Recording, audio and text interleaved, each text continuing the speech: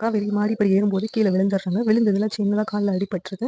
அடிபட்டு கீழ உட்காந்துர்றாங்க. அந்த நேரத்துல சாரதா வந்துட்டு என்னாச்சுன்னு ஓடி வராங்க. ஓடி வரும்போது அம்மாச்சி ஒண்ணும் இல்லம்மா சின்னதா கால்ல தான் அடிபட்டுருச்சு அப்படின்னு சொல்றாங்க. சரி வா உடனே ஹாஸ்பிட்டல் போலாம் அப்படின்னு சொல்லிட்டு போறாங்க. குமரன கூப்பிட்டுட்டு அங்க போயிட்டு டாக்டர் செக் பண்ணி பார்க்கும்போது கால்ல சின்னதா ஃப்ராக்சர் இருக்கு. ஒரு ஆயின்மெண்ட் தடவினாலே போதும் சரியாயிடும் அப்படின்னு சொல்லிட்டு டாக்டர் சொல்றாங்க.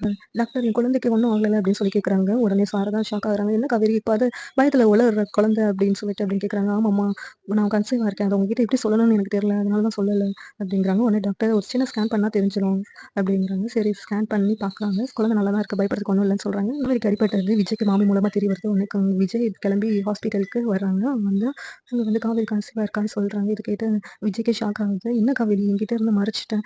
நான் கூட இன்னைக்கு கூட உன்கிட்ட கேட்டேன். நான் எவ்வளோ பதட்டத்துல நீ கன்சீவா இருப்பான்னு சொல்லிட்டு மதுரையிலேருந்து சென்னைக்கு எவ்வளோ பரபரப்போட வந்தேன்னு தெரியுமா? அதெல்லாம் ஏமாத்துற மாதிரி சொல்லிட்டேன். ஒரு வார்த்தை நான் அவ்வளோ கஷ்டப்பட்டு அங்கேருந்து வந்ததுக்காக ஒரு வார்த்தை நீ நான் பிரெக்னென்ட்டா இருக்கேன். அது உண்மைதான்னு சொல்லியிருக்கலாம். ஆனா, அப்ப கூட என்கிட்ட சொல்ல மனசு வரலல்ல. இத சொல்றதுக்கு எதுக்கு வெண்ணிலா மனசு மாறணும்னு நீ நினைக்கிற?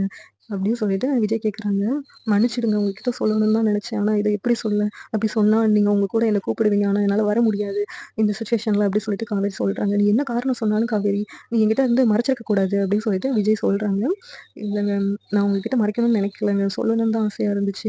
ஆனா சொல்ல வரும்போதெல்லாம் ஏதாவது தடங்கலா வந்துகிட்டே இருந்துச்சு. அதனால தான் சொல்ல முடியல அப்படின்னு சொல்லிட்டு காவேரி சொல்றாங்க. இந்த சீரியல் எப்படி இருந்தா நல்லா இருக்கும்னு நீங்க நினைக்கிறீங்கன்னு கமெண்ட் பண்ணுங்க. இந்த வீடியோ பிடிச்சிருந்தா லைக் பண்ணுங்க, ஷேர் பண்ணுங்க, சப்ஸ்கிரைப் பண்ணுங்க. தேங்க்